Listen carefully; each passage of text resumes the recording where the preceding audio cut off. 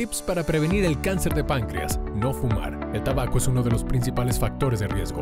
Mantén un peso saludable. Evita sobrepeso u obesidad. Alimentación equilibrada. Come frutas, verduras y alimentos ricos en fibra. Limita grasas y azúcares. Haz ejercicio regularmente, al menos 30 minutos diarios. Evita el alcohol en exceso. El consumo elevado puede aumentar el riesgo. Controla enfermedades crónicas, diabetes y pancreatitis crónica incrementan el riesgo. Chequeos médicos. Si tienes antecedentes familiares, consulta con tu médico para monitoreo especializado.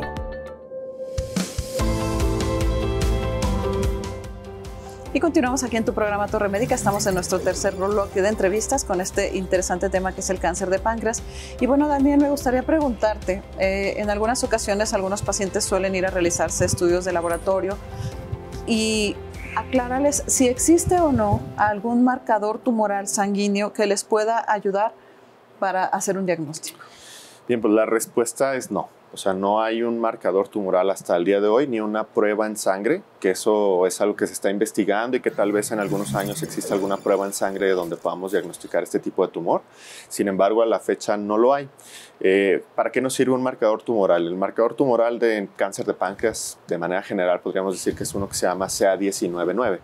Y ese marcador sirve para dos cosas. Sirve como pronóstico, es decir, si tú tienes un marcador una vez diagnosticado con un cáncer de páncreas, un tumor de páncreas y es un marcador muy elevado, pues podría hablar de que es una enfermedad ya no local, que a lo mejor ya tienes algún cierto tumoración en otra parte, ¿no? Ese sería el primero, pronóstico, y la siguiente sería seguimiento. Es decir, vamos a pensar que recibes tratamiento y entonces te tienen que hacer un seguimiento para ver que ese marcador baje y si sube, pues que te oriente a que probablemente hay una progresión o una recurrencia de la enfermedad. Pero el mensaje es no hay que hacerse marcadores tumorales con la intención de diagnosticar un cáncer de páncreas.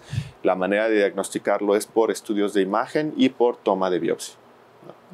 Digo, el hablar de aspectos clínicos y que te puedan dar hacia un abordaje cuando ya tienes diagnosticado un cáncer, ¿existe alguna condición, además de la endoscopía y lo quirúrgico, que le pueda cambiar el pronóstico? Que sería en un momento dado drenar una vía biliar que estuviera tapada en un momento dado, pero algo más ajeno en este momento a lo que esperaríamos que pronto se pudiera dar, que es la ablación, pero algún aspecto clínico que pudiera ser paliativo en la cuestión tumoral de páncreas, sí. ¿Lo hay actualmente?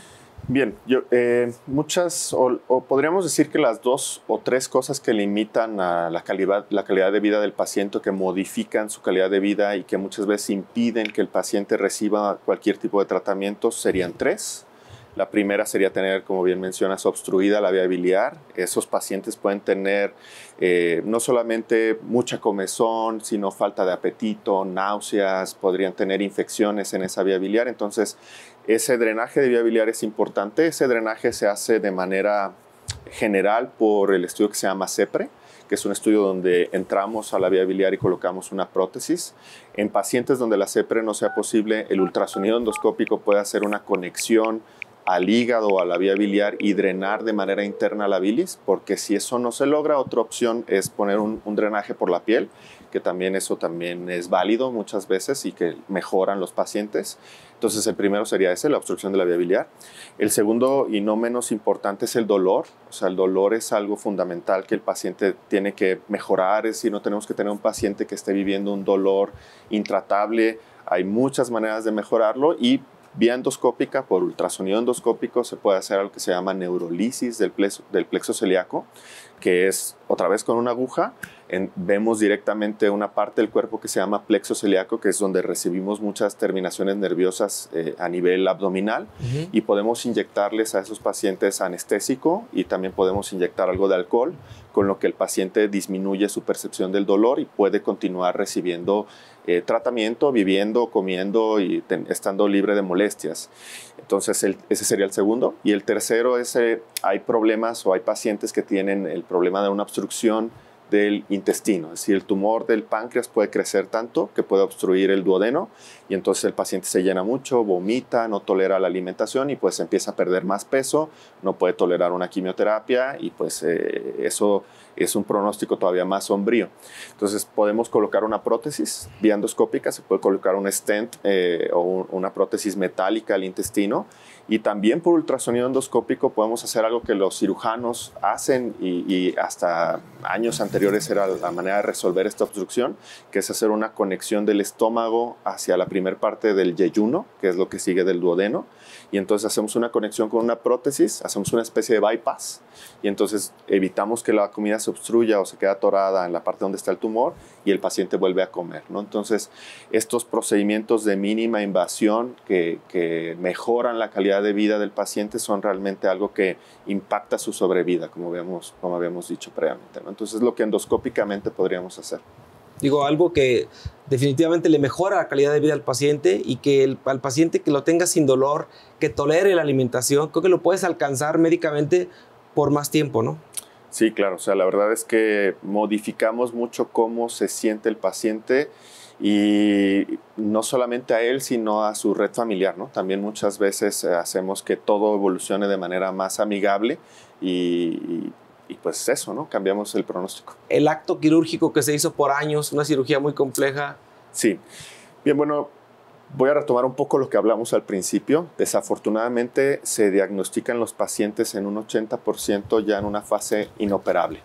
La verdad, solamente 1 o 2 de cada 10 pacientes actualmente pueden recibir un tratamiento quirúrgico curativo, que es esta cirugía que me comentas que se llama, bueno, su nombre es Whipple, que formalmente es una pancreatoduodenectomía cefálica, y entonces lo que se quita ahí es la cabeza del páncreas, se quita una parte del intestino, se quita una parte de la vía biliar y hay que reconectarlo todo. Eso es el tratamiento curativo al momento cuando el cáncer se localiza en esa región. Si el cáncer está en la cola del páncreas, está más lejos de esa zona, se puede quitar solamente esa parte del páncreas y no hacer una cirugía tan radical como bien lo comenta. Sin embargo, no es la idea tampoco satanizar la cirugía, es la cirugía que se tiene que hacer. Lo ideal sería diagnosticarlo a tiempo para que la cirugía también sea más sencilla para el cirujano y para el paciente, ¿no? Entonces, todavía tiene debería de tener incluso todavía más relevancia, habría que operar más pacientes porque realmente al momento es la manera en la que se pueden llegar a curar. Sus indicaciones son muy específicas, tiene que tener un tamaño el tumor para poder ser operable, una condición clínica, porque obviamente el factor nutricio hoy por hoy es uno de los factores parteaguas que de repente restringen. ¿Por qué? Porque el estado nutricional modifica la cicatrización, modifica muchos aspectos, ¿no? Pero obviamente al paciente a veces cuando lo alcanzan a operar, a veces ya no es el momento completamente, pero a veces el paciente y la familia y el equipo se aferran a intervenir en un paciente que se derivan en una serie de complicaciones que van más allá de lo que médicamente a veces uno debe.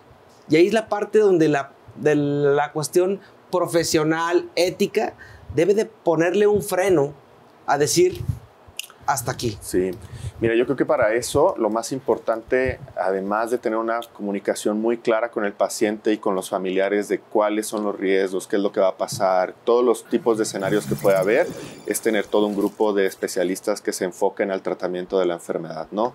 Porque muchas veces la opinión de uno puede modificar la conducta del otro, ¿no? O sea, si consideramos que el paciente no está en un buen estado nutricional, que no tiene una buena red de apoyo psicológica, familiar, económica, entonces probablemente valga la pena limitar los esfuerzos y orientar a una mejor calidad de vida, ¿no? Regresando a lo primero que me preguntabas de quiénes son los pacientes candidatos a un procedimiento quirúrgico, número 1 es pues que estén físicamente bien, ¿no? Ahí entraría una valoración no solamente nutricional, sino de otro tipo, pero que estén aptos para la cirugía.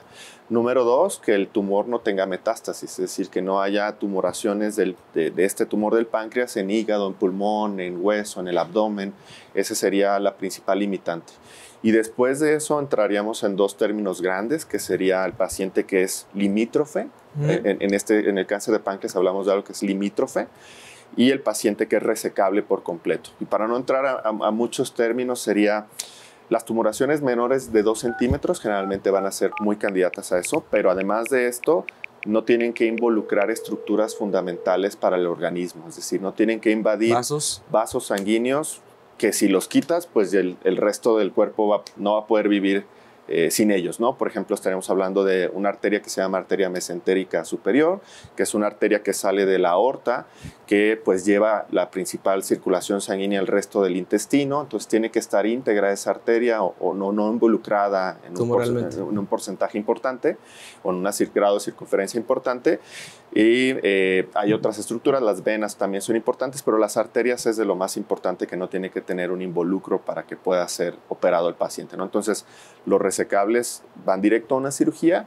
Los pacientes que son limítrofes pueden recibir neoadyuvancia, que es lo que hablábamos previamente, y la idea es que reduzcan su tamaño para poder ir a una cirugía pues, más segura y más efectiva, que no tenga el paciente una recurrencia temprana posterior, ¿no?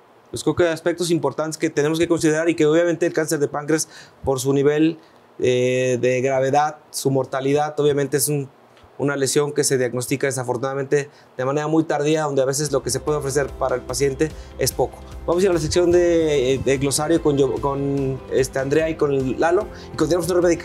Continuamos.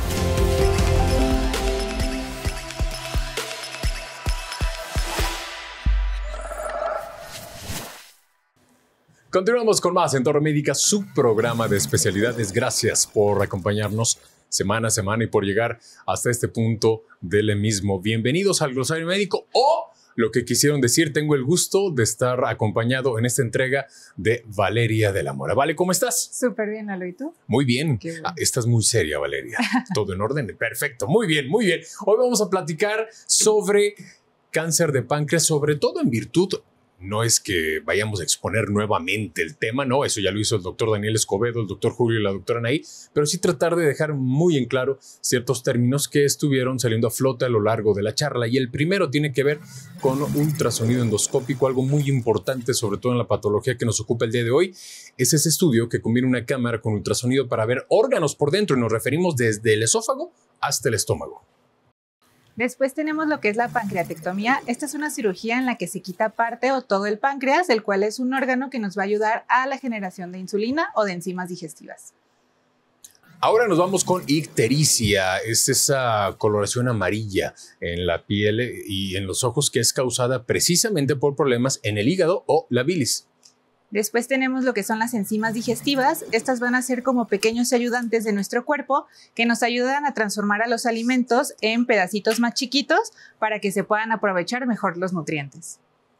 Nos vamos con el siguiente término. Esteatorrea es referente a esas evacuaciones grasas o brillosas que flotan y es señal de que nuestro cuerpo no está absorbiendo como debería de ser las grasas. Finalmente, el término de coluria es cuando vemos nuestra orina un poco más oscura, se asemeja más o menos al refresco de cola.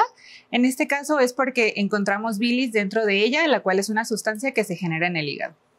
Y de esta manera estamos llegando al final de una entrega más de Torre Médica y también del Glosario Médico. Vale, muchísimas gracias. Muchísimas gracias. Gracias y recuerde que semana a semana tenemos una cita en Torre Médica, ya 9 años, gracias a usted. Torre Médica, su programa de especialidades. Que tenga excelente día.